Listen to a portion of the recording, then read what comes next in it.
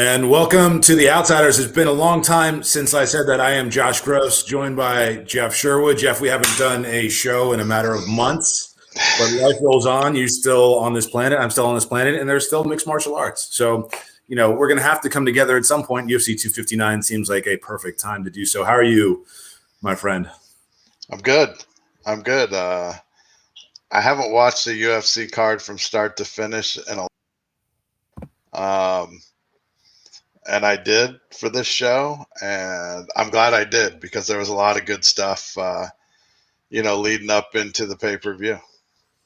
Well, let's talk about the results. 3 title fights on this card, of course. Main event was Israel Adesanya's chance to go up and make a statement at 205 against Jan Blachowicz. We saw Megan Anderson really sort of a lamb brought to slaughter here against Amanda Nunes. And then the third title fight, I think, was the one that most people were honing in on as potentially like the most competitive. Grind them out, Peter Yan against Aljamain Sterling. There's a new champion at 135. We'll talk about the circumstances around that for Aljamain Sterling. First on the main event. I think most of the conversation about this card was focused on Israel Adesanya, at least that felt like where much of the promotional energy was going to, much of the media, although I saw Yan get some attention, some of the rub off of this. Does this victory propel Yan to a place where he wasn't before? Can it? Or is it just a matter of, well, it's Glover Teixeira next, let's move on with the division? And we kind of lost any really big chance of building up a promotional superstar in Israel Adesanya? I think maybe a little bit of both. Yeah. I think Jan's, at least from me, I've always kind of discredited him a little bit. Yeah, you have. I have, and I admit it. And you know what's funny is I almost still feel the same. Like you bring up Teixeira. If you asked me to make a pick right now, I think I might take Glover. That's fine. No one's going to hold that against you. So look at this. What was your expectation coming in? You and I haven't really chatted about the fights in a while, so we're just jumping on here cold. But what was your expectation? Who did you pick to win this fight? I thought Izzy was going to win. I thought he was going to win the fight just like he won round 1. I thought that's how the whole fight was going to go. But also there was that concern of Yan being so much bigger. I mean, right. You could see the size difference in the cage. Sure. And there's a reason why they made weight classes. When there was no weight classes way back when in the UFC, skill sets were way different. Now I'm a firm believer of weight classes, and I give guys credit that want to go up and challenge for the belt and have a belt in the lower weight division. I love it, but at the same time, they are really putting themselves out there, just like Israel did on this one, and it kind of showed a little bit. I mean, once Yan was on top of him, he couldn't get him off. He couldn't really do anything about it, and I was afraid of that. Yeah, I think all that makes total sense against a legitimate light heavyweight like Jan Blachowicz, who's a very good fighter. I was most impressed by Blachowicz' defensiveness in this fight. He parried so many punches. He checked so many leg kicks. He really didn't allow Adesanya to rack up enough damage to be dangerous in the later rounds. And we saw that, and, you put it on your head. So if he's not dangerous enough in the later rounds, if he's not broken Yan down enough, and then Yan can get the takedowns and the control, we really saw that exerting his physical force in that fight. I picked Yan to win by decision in this fight. I felt like his size would be a huge factor. I didn't really trust Adesanya getting up off from the bottom. I did think it would go the distance. I didn't think Adesanya would get stopped. And so it kind of played out to form. A bit anticlimactic, I think, because people wanted to really crown the guy who dared to be great, right? The guy who was stepping up. He was 20-0. People wanted that. It's so difficult to do. I think you have to acknowledge the trouble that fighters are asking for when they really want to go up in weight, and how rare that can be. And the idea now that Israel wants to campaign at 205 and make that extended. I mean, he said he still wants to fight there. It just seems less and less realistic. He quickly, before we move on to Jan, he talked about who can fight me at 85, right? Is there someone jumping out to you in the UFC right now at 85 that you would say that's the obvious next guy? Or he may not be obvious, but I really think stylistically, physically, he can give Adesanya a real test.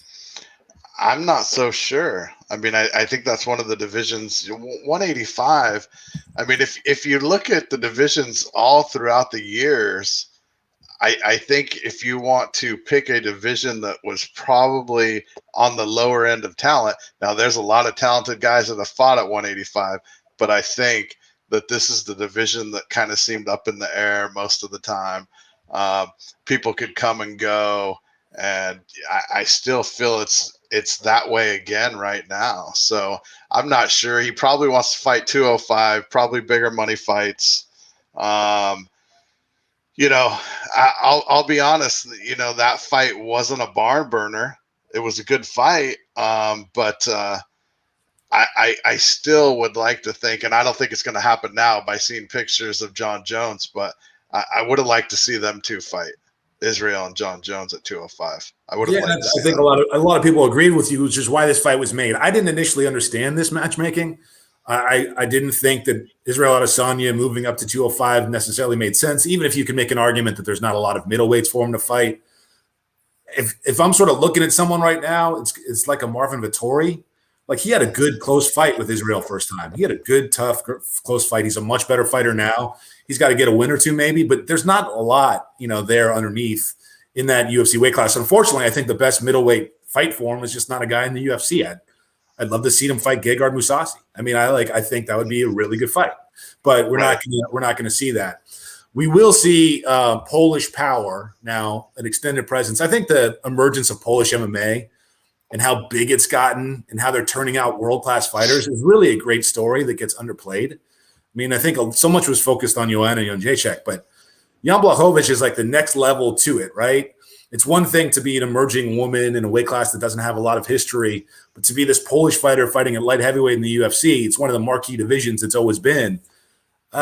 He's better than people give him credit for, but he's limited. And so it's like there's an interesting dynamic with Jan. What do you think? I know you said you picked Glover to beat him, but what's it going to take to beat him? He doesn't make a lot of mistakes. He's got a hard head. He's good defensively. What do you think is required? Glover's just going to walk through him? No, I don't think he's going to walk through him. I think they're pretty similar. You know, if you put those guys next to each other, I think they have a lot of the same skill sets. You know, the thing, and maybe I'm totally off base here, but Jan doesn't come off like a super athletic guy.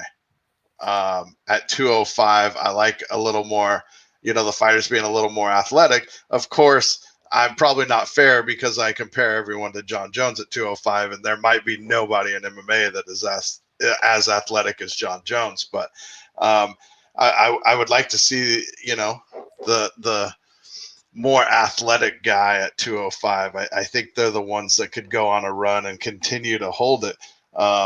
You know, like you said, Jan is a little bit limited, but a very good fighter. I mean, his style, he's kind of got a unique style. He hits hard.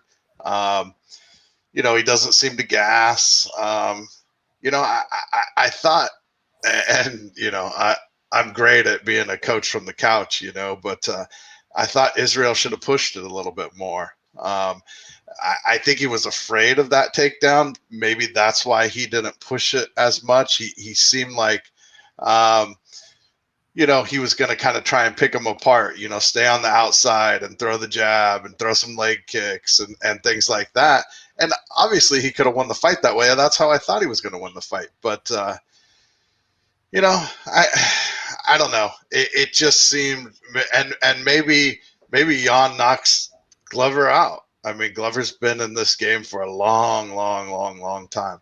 Sometimes he looks like he's as good as he's ever been. Other times he looks a little sluggish. So we'll have to wait and see. We will wait and see, and I'm sure Jan's an active champion. And he wants to get back in there, and Glover certainly wants to fight. So, right. Active champion Amanda Nunes, no question about it. She is the. I made a little emoji for you, Jeff, so you can understand. Amanda Nunes, GOAT, right? So she. I mean, there's no question that she's the best female fighter during this stretch that she's been on, right? She had a bit of a rough start to her early UFC career, got over that. I think improved mightily over some of the mistakes she made. She learned from those defeats, and her speed and her power combination are so difficult for other women to handle. Is there a woman on the planet, Jeff, that gives her a fight? I mean, regardless of weight class, is there a woman on the planet that gives this lady a fight? I mean, you talk about fights that won't happen. I mean, obviously, if you ask me, I know we've seen it once before, but if there's a fighter out there that might get me a little excited to fight Amanda, it would be Cyborg again. But we know that's not going to happen. You know, I don't know. I don't want to come off like an ass or anything, but maybe it's time for her to start fighting dudes. I mean, yeah, he came off like an ass. Like, give me a break with that. There's no one for her to fight. There's no one for her to fight. I mean, I guess that's true. I guess Cyborg would be the name that most of us come to attention to. I mean, another maybe pipe dream is a Kayla Harrison. I mean, their wars down at ATT are pretty legendary at this point. They scrap, they fight down there. Right, but she's in the PFL, right? No. I'm just saying, is there a woman on the planet that can beat Amanda Nunes in a fight? Oh, I don't think so. I mean, either way, I don't think so. Even I don't think Cyborg beats her. I don't think Kyla Harris beats her. I don't think there's anyone that beats her for a long time. Now, something interesting. Me and my fiance were talking about it before the fight, and I said, well, the only thing that we're going to find out here is how she reacts to having a kid now. You don't know because you don't have kids, but kids completely change your lives. So I was like, she's either going to be better or it's going to hurt her. To me, it looked like she was better. So I don't know. She said it. She's like more dangerous now. Joe Rogan's like, well, how are you more dangerous now? You can't be more dangerous, and yet she's more dangerous. Now she has a cub.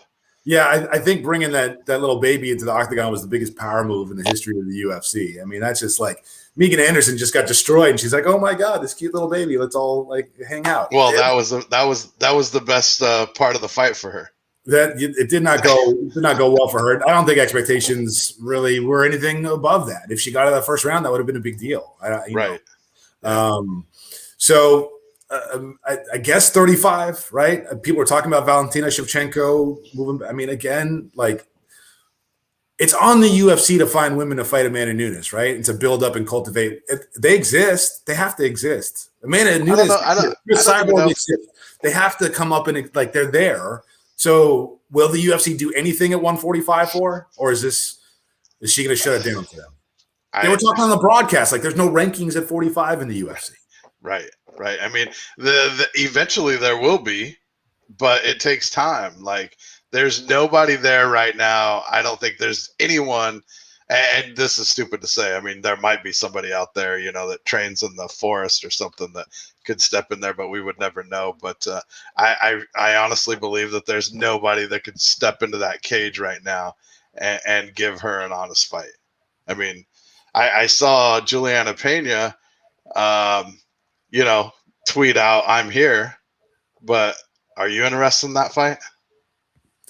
I'm not interested. I want to see if people want to fight Amanda Nunes. That's the first threshold to me being interested. You have to really want to fight her.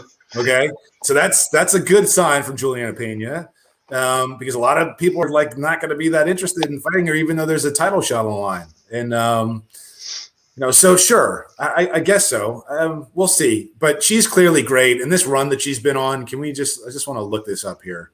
Megan Anderson wanted to fight her too, and we saw how well that went. I mean, she wanted to fight her probably until the bell rang for round one. She didn't look like she wanted to fight her when that fight started, and she looks like not scared. I'm not going to use that word, but stiff and nervous.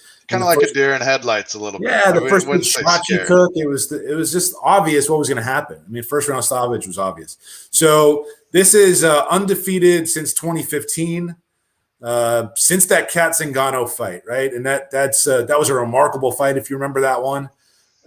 She basically like beat the hell out of Kat, right? Mm-hmm. And then Kat somehow Kat came back and won.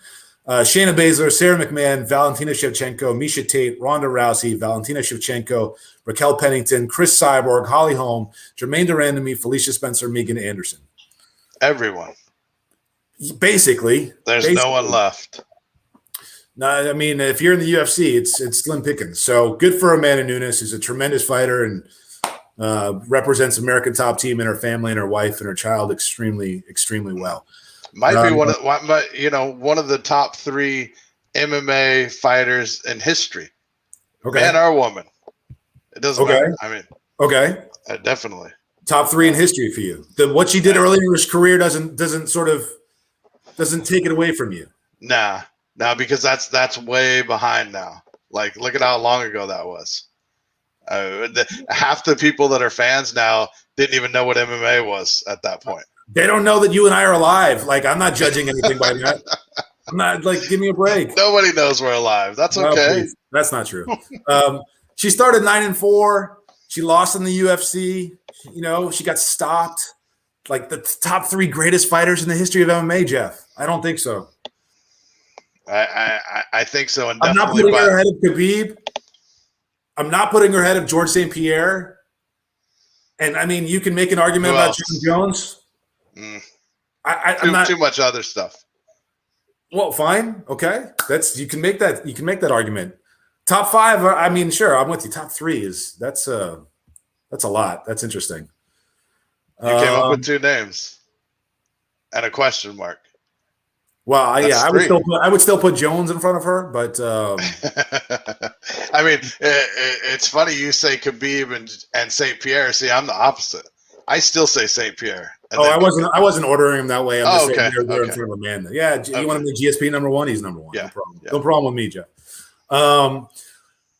So the third title fight, the first one that we saw on the card, Peter Yan and Aljamain Sterling, clearly ended in a way that was unsatisfactory for everybody involved, right? Aljamain Sterling won the UFC Bantamweight Championship tonight, and he was like pissed about it. He was crying about it. He didn't want to win it that way. Clearly, Peter Yan didn't want to lose it at all. He certainly didn't want to lose it that way. The UFC doesn't want to crown a champion like that. Mm-hmm. Sterling threw the belt on the canvas. Yeah. Well, having said all that, there was nothing like wrong with the way this played out. This was a correct decision. It was a disqualification. It was a terrible choice by Peter Yan. It cost himself. I think he was on his way to winning a decision. Well, when they read the scorecards, 2 judges had him after 3, and 1 judge had Aljamain after 3. But Aljamain was fading, and Peter was coming on. And that 4th round was clearly Peter Yan's. Unless depends on how many points they took away. Well, they didn't because they called the fight. You're right. Right, and they should have. Yeah. And the only thing that I thought that should have been a little different with that was I thought it should have been stopped earlier. There was no way that Sterling, either he's the greatest actor in the history of MMA, and we saw a lot of bad MMA acting, but because TJ Dillashaw said that he was faking, by the way. I don't know if you caught that on Twitter, but I don't care what TJ Dillashaw had to say about someone cheating or faking. Imagine that, right? Yeah. But he was fading, and I mean, didn't you think that? And they talked about it a lot on the broadcast. Like, Sterling was so active in round 1. I was like, he can't do this. He can't do that pace for 3 rounds. No, there was no way that he was going to maintain that pace. No question about it. And the way that Yan was absorbing his energy and really defending so well and keeping things compact and tight, it's like, oh, this sets up perfect for Peter Yan. There's no question. Right. And after the second round, it's like, okay, this is Yan's fight.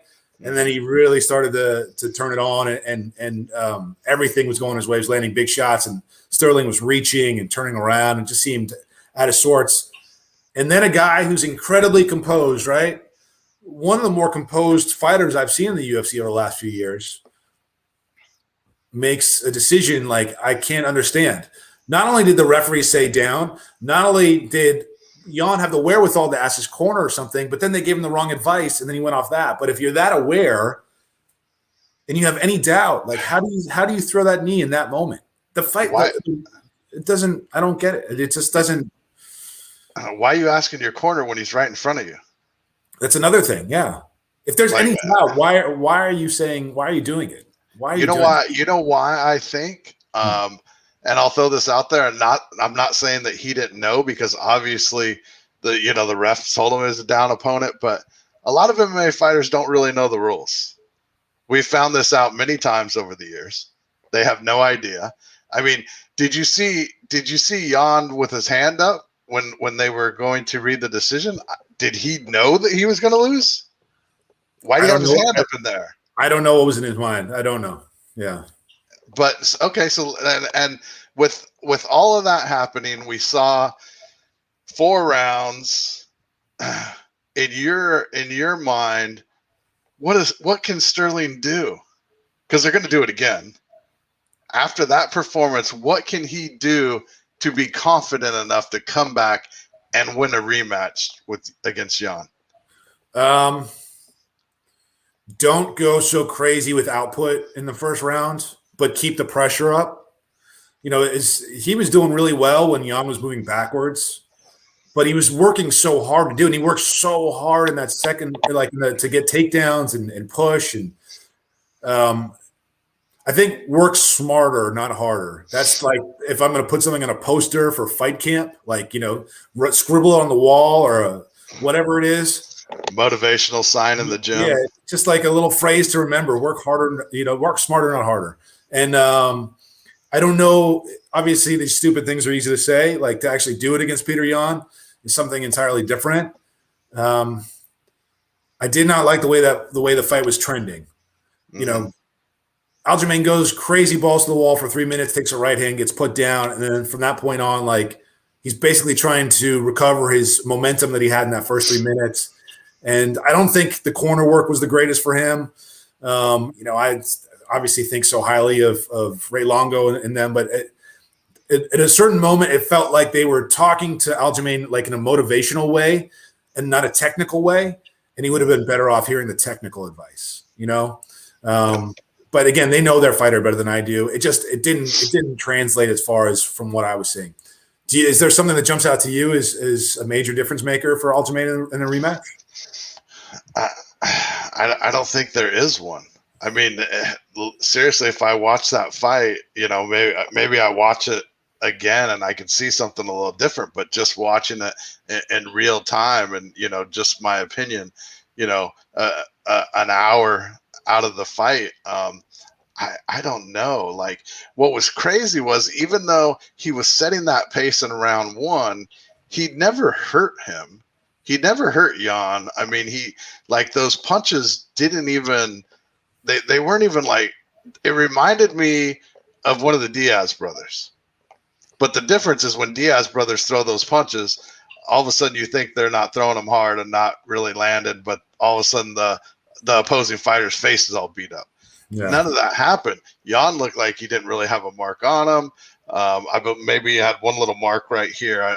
I don't remember, but he was just kind of just in his face, and he was making him go backwards, and that was showing success. But what was crazy was all that success, and then it was like Jan threw one punch, and Sterling was on his ass. It was like, oh man, after all that, So if you see this take right here.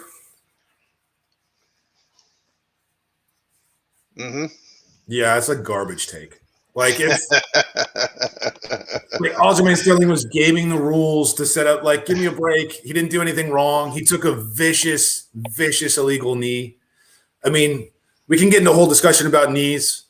That should be illegal. I mean, that should be legal. If that knee was totally 100% fine, then Aljamain's not sitting there waiting to take a knee in the face. He's scrambling, he's reaching for legs. All of a sudden, there's a ton more action.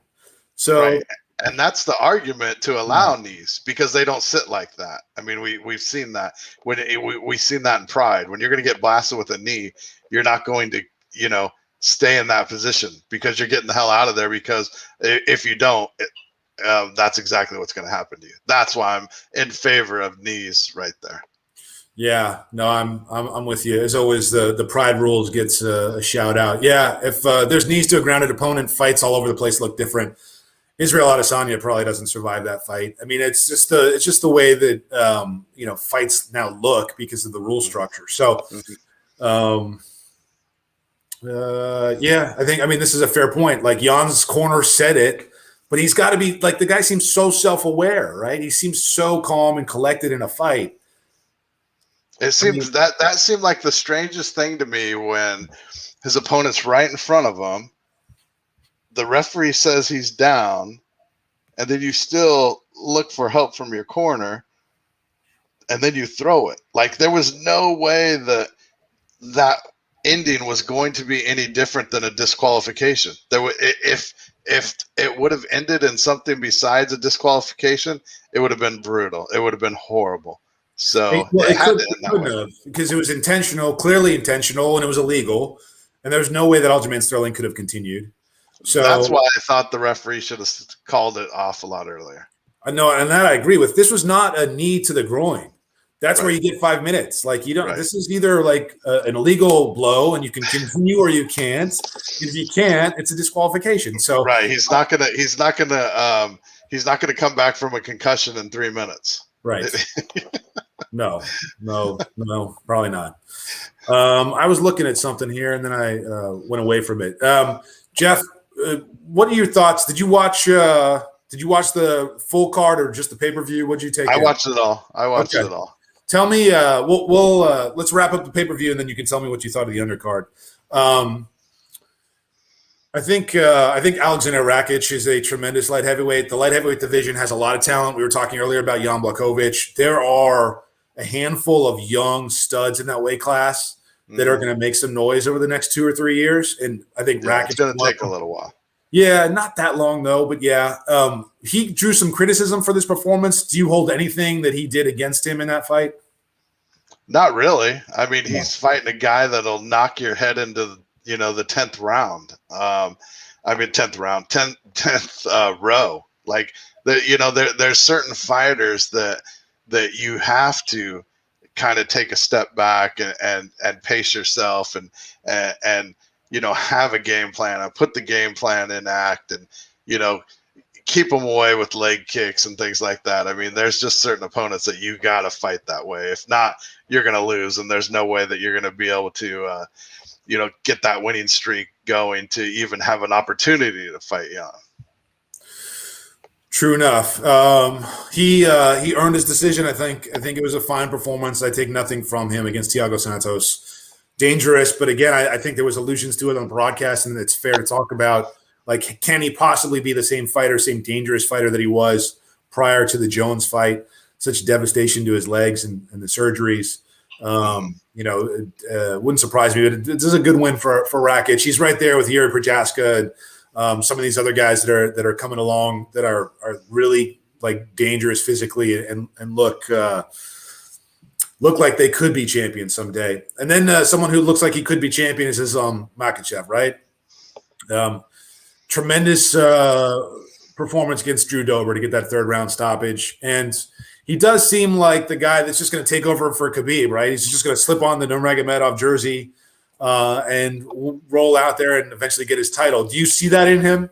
Do you see that kind of dominant presence? The way that people talk about him, and I'm sure you've heard it firsthand, it's the same group of people who talk about Khabib. It's the same group of people who train him.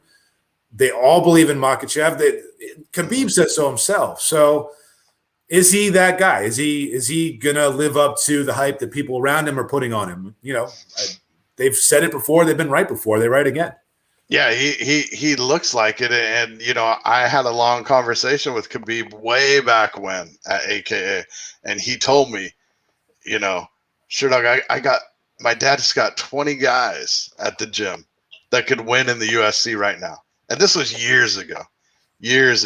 And he was definitely talking about him. And the only thing that I'm sold. The only thing that I think most people will think they probably don't really know who Drew Dober is. And unfortunately, that performance was flawless. A lot of people thought that it was probably boring, but there was some very high skilled grappling going on there. And then to end the fight that way against somebody like Dober is amazing. So, he's definitely, just like he said, he can't stay quiet any longer. He needs to fight somebody in the top 5. And I agree. Dober came in on 3 wins in a row. Look, I think Makhachev is very similar to Beneil Dariush, and Dober lost to Beneil Dariush, similar submission. So, I think maybe there's something to do with grappling and submission work against heavy, strong grapplers that Dober hasn't quite figured out yet. Mm-hmm. Good fighter, talented fighter, dangerous striker. But when you start getting into the elite at 155, it's about the dominant grappler. It's almost always been about that. So who has the answer for him? There's a few guys who can grapple with him, I'm sure, and he wants those tests. It's about time to give it to him. So with Khabib seemingly out of the way, there's no reason why you wouldn't, right? It was always Khabib's division. This guy's waiting in the wings. There's no more waiting in the wings. Yeah, Jeff? Right. It's time to move up and move up a lot quicker than he is. I don't remember what they said his ranking was before this fight. But yeah, he's got to be in the top 10 come tomorrow. Yeah, just keep giving him fights. That division's so deep, you can kind of match him up with anybody, whether they got a ranking or not. But yeah, he deserves to have that rub that comes with the ranking. Did he say Tony Ferguson? Yeah, he mentioned Ferguson. I think he's just throwing out names. I'd like to see that. You can pull 5 names out of a hat right now and be like, I want to see that. That's that weight class. I would like to see that grappling between him and Tony Ferguson. Yeah. I'd like to see if he could handle the physicality of a Justin Gaethje, and there's a lot of ways you can go. I mean, Beneil Dariush has been tremendous. I mean, that's a fight that may make sense. Jeff, you know who Hans Molenkamp is, yeah? Mm-hmm. So when Dominic Cruz wins his fight and calls out Hans Molenkamp, did you understand what was happening? I didn't. I didn't see that because I ran to the bathroom. That was so you missed this whole thing. It all. Yeah, because actually one of my friends texted me and said, who's he talking about? It's talking about some guy named Hans. I missed it all. What happened? So after the victory for Dominic Cruz, a good 3-round decision over Casey Kenny. Strong performance for Dominic, I thought. He showed he still got a lot left at 35. Of course, they do the post-fight interview. Rogan's talking to him. And it was hard to make heads or tails from the start of it. But Dom started talking about, I want to do a charity match. And there's this guy, Hans Molenkamp. And he's kind of like he wants clout, or he likes taking photos with fighters in gyms. It was hard to follow. And Dom's usually a guy that's pretty clear and you get exactly where he's going. He clarified because he did some interviews after the fight backstage. And his real issue is apparently that Hans Molenkamp, representing Monster, of course, and for people who don't know who Hans is, he's always, well, not always, but he's been around the fight game in Southern California for a long time. Almost always, yeah. He created Triumph United.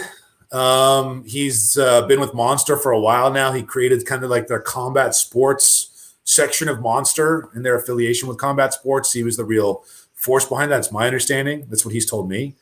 I've known Hans. You've known Hans. He's been a guy that's really just sort of around the game. You just see him always interacting with fighters.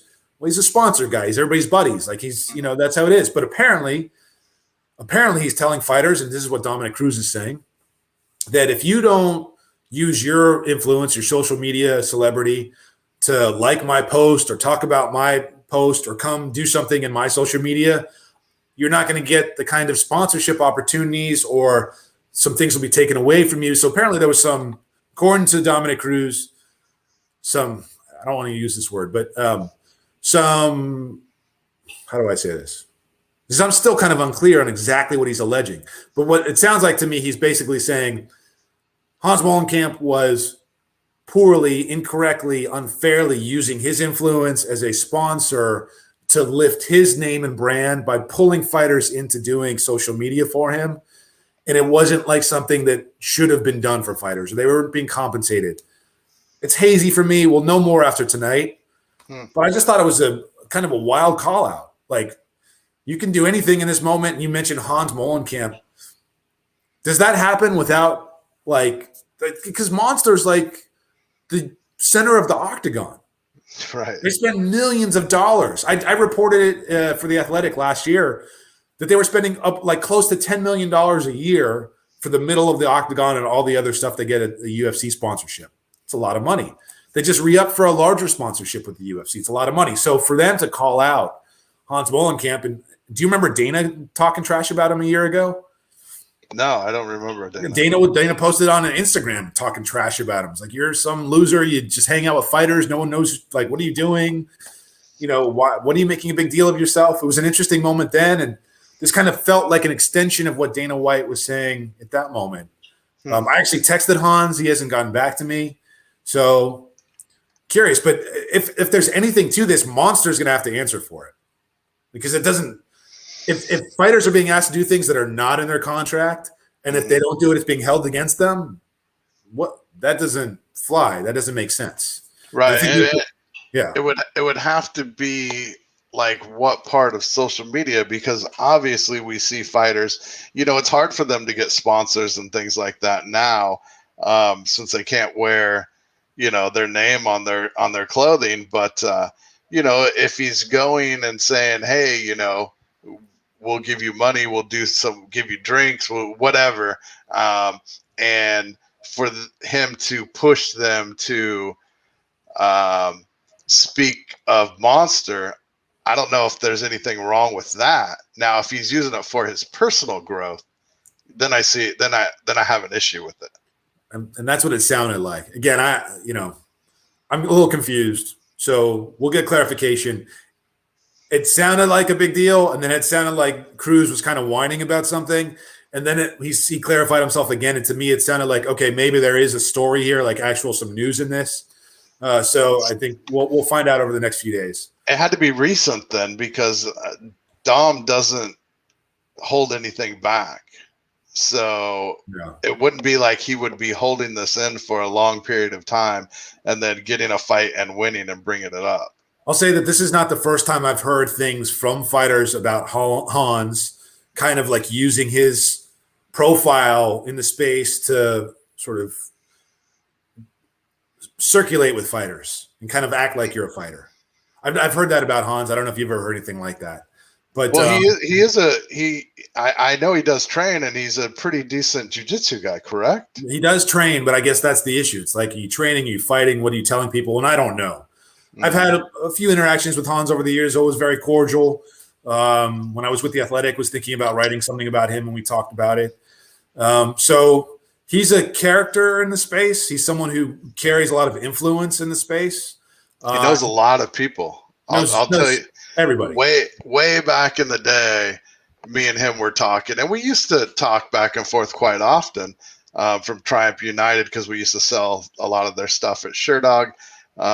We were having a conversation, and I was talking to him about, you know, he asked me if I, you know, like skateboarding or whatever, and I said, you know, I'm not a big fan or whatever, but my son is. My son loves Tony Hawk and blah blah blah. And like a few days later, I got this amazing skateboard in the mail for my son, a Tony Hawk skateboard. That was, you know, I didn't ask for it or whatever, but you know, back in the day, it was a lot different than today. Like, I used to send a lot of people stuff, and people would send me stuff, and you know, it was kind of like a lot smaller of a group of people. But you know, like I said, I've never had anything. Nobody's ever said anything bad about him to me personally, and all of my interactions with them, I had no issues. So who knows? But that was a long time ago. Yeah, no, I've had good and bad. I've had fighters speak highly of Hans and really sort of vouch for him, and others say, well, I don't know, he's kind of I'm not sure what to make of him.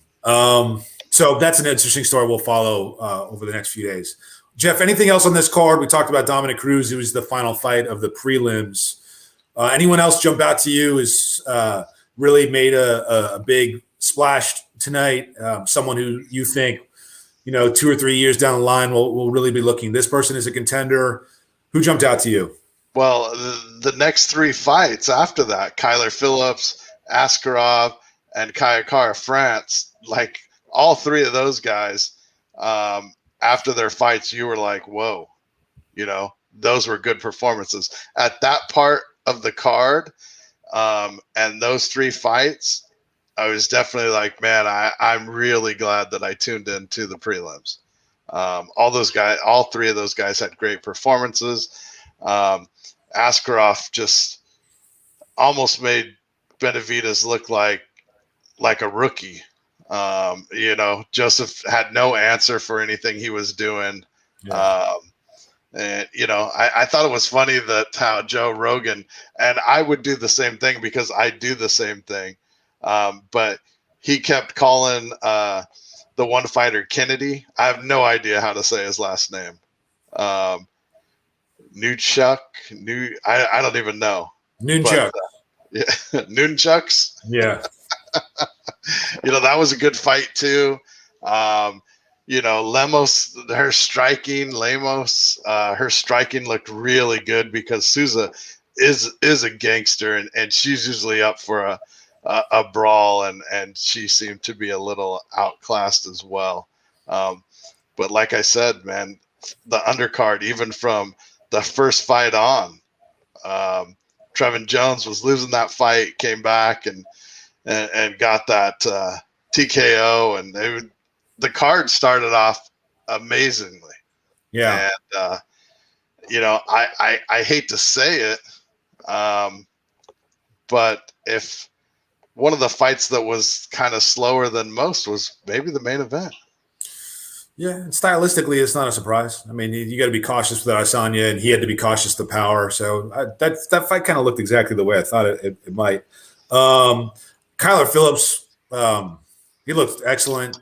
I mean, he's another one of these young guys that's coming up that just is like all about their dynamic athleticism and like really combining it with smart fighting. He looked good. I got a question about him. Maybe I don't know if I heard it right, but I believe someone on the broadcast, it might have been Joe, said that he's been training jiu-jitsu since he was 3. Did I hear that right? Yeah. Like Gracie jiu-jitsu since he was 3 years old. Kyler Gracie. I don't know. That's crazy, right? I mean, look, this is what it's happened. Yeah. That's what it says on his Wikipedia. At the age of 3, Phillips' father took him to the Gracie Academy out of Torrance, California, where he developed a lifelong love for it. Teach him. Yeah, I mean, he looked good. I mean, this is what we've always talked about. These kids that have done it their entire life, that didn't come from just one discipline, that they trained everything the entire way, and we're starting to see these fighters emerge. We've seen it now for a while, but sort of the next generation, this 25-year-old kid. What'd you make of Sean Brady? He's a guy that's undefeated in that welterweight division. I'm pretty high on him. He ended up winning by arm triangle choke over Jake Matthews, but do you see him as a guy 2-3 years down the road that could be vying for a title or fighting top contenders in that weight class? I mean, at this point, we don't really know, but so forecast for me. Do you see it? Jake Matthews is a very tough fighter. Yeah. So and Court McGee earlier on, Colton Smith. Say what you want about Colton Smith, but Colton Smith is a very good wrestler. Somebody to have, and Court McGee as well. So if guys and Jake Matthews, obviously he beats up wrestlers. Yeah. And that's a good thing. Yeah. When you can go in there, and I'm assuming, since he's from Henzo's, that he claims jiu-jitsu. If you could go in there and submit these big, strong wrestlers, get wins against these big, strong wrestlers, definitely the ceiling's high for you because, sometimes that's kind of the kryptonite for a jiu-jitsu guy is fighting a wrestler, because if you're a jiu-jitsu guy and can't get your opponent down, it's going to be a long night for you. But obviously he's gotten wins over wrestlers. He's 28 years old, so got 4 or 5 years till he hits his prime. Yeah, I can see it. Yeah, I think he's one of those young welterweights that's going to emerge and if Kamaru Usman keeps winning, he could be champion 2 or 3 years from now, and then like a guy like this emerges as a potential contender, sort of projecting out forward. But a good one for him. A good card overall. I thought disappointment with the Jan Sterling result.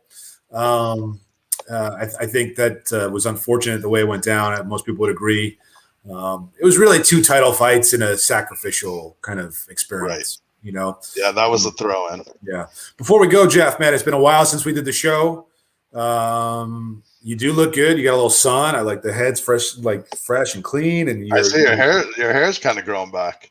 I actually just got a haircut last week. It was crazy because I shaved it on this show, and then I let it grow out, and it was kind of starting to get all wild.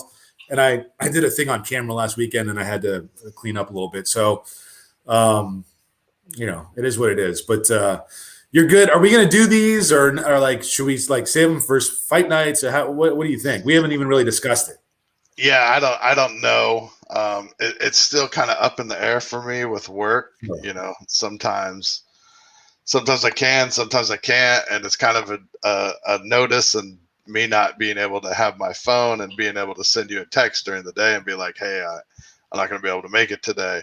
Kind of makes things difficult, but that's what I do now. So, I don't know. I would like to continue to do more, obviously. Can we, people probably missed you. Yeah, people missed you for sure. Can we agree to do this again for UFC 260? It's March 27th. It's a Saturday night. Yeah, what card's that? That's Stipe and Francis too. Oh, okay. Yeah. Volkanovski and Brian Ortega. Okay. Tyron Woodley and Vicente Luque. That's a tough fight for Woodley. So this is a good card. Fights are tough for Woodley now. Yeah, some worse than others. Fighting the cream of the crop now, every fight. So yeah. UFC 259 in the books, 3 title fights. They didn't do these 3 title fights too often. We remember UFC 33 very well, and they've done it a few times since. Always seems like Amanda Nunes is on these 3 fight title cards now. So, Jeff, that's all I got for you. Got anything before we go? No, that's it. A very good night of fights. This card was definitely worth the pay-per-view. And I hate to be a Debbie Downer sometimes, and sometimes these pay-per-views these days aren't really worth the elevated price that they're charging now. Yeah. This one definitely lived up to it. It's definitely worth it. So we'll see. Last one was tough. Last one was tough. This one was an easy buy. I think 260 is an easy buy. So, we'll see how this unfolds here. But Jeff, always good to talk to you, man. I'm glad you're doing well. And let's see if we can do this for 260. Yeah, for sure. All right. For Jeff Sherwood, I am Josh Gross. You've been listening to this Outsiders recap of UFC 259. Hope you're doing well. Take care.